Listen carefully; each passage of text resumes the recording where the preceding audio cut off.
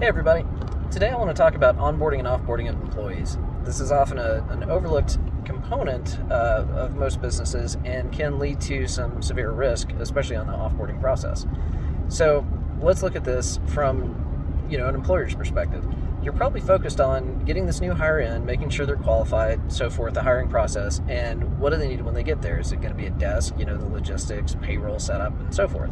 So a lot of times we'll see that what gets overlooked is what they need to get set up on a system side of things, meaning computer access, internet access, so forth.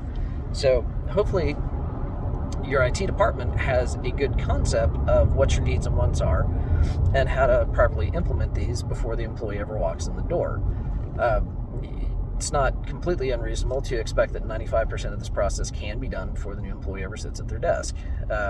You can even do 100% in some cases. The only real holdup to that is in the world of multi-factor authentication. Sometimes this will hang you up, and it's just better to finalize everything once the new employee is actually there in person or at their desk, whatever. So what I tend to see, and I'll use my current employer as an example, is they're probably focused on getting the new hires in, getting them oriented, and they give the IT some communication, especially if the IT company has done a number of computers, new hires, setup, so forth and so on. Well, what I tend to see is there's a lot of inconsistency across the board where printers won't be installed, won't be set up, or just other configuration problems that are basically simple stuff that somebody's either not being thorough or they don't have a good understanding of what their client's needs are. So my suggestion for this is create a list, talk to or look at your existing employees that have similar or same roles and figure out exactly what they need. Make sure this is clearly communicated to your IT department, and then stick it to them if they're not getting all this done consistently. Because nothing sucks more than getting a new hire in the door and then realizing your IT people can't get to you for a couple days, multiple hours, or even a week in some cases, because they didn't do their job right the first time, and there's still a lot of things that people need. So anyway, let's move to the offboarding process and where you can find some risk in this whole thing. So what I tend to see is you fire somebody, they quit, they're let go, they retire, whatever it is. The most common thing I see people do is they'll want an email forward, somebody will want access to this person's inbox, and that's usually where it gets that's it. So this computer has this existing user on it, and this user account still exists on your network somewhere. Well, if you've got somebody with higher level access or a more privileged account from a server standpoint, you don't want this thing just kind of sitting around, because this is where cyber criminals will really take advantage of it. And I made a video about default user accounts. Well, this goes hand in hand with it. Like if you have people that have access to, say, admin level stuff, employee information, payroll, just any important company information, these are the accounts especially that you want to make sure they're disabled right off the bat.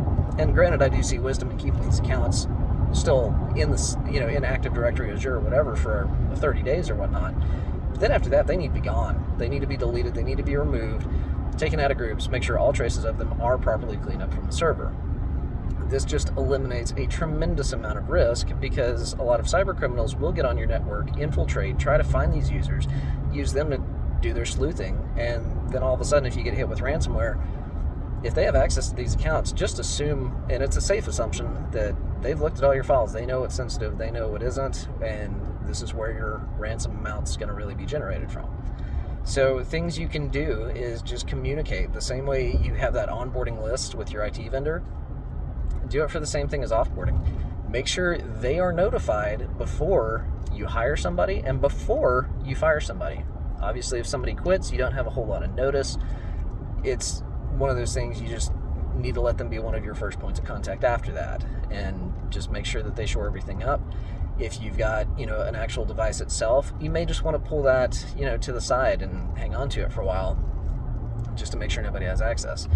So just that's a simple thing. And let's go another step further. And there's not a whole lot of risk in this other than misrepresentation.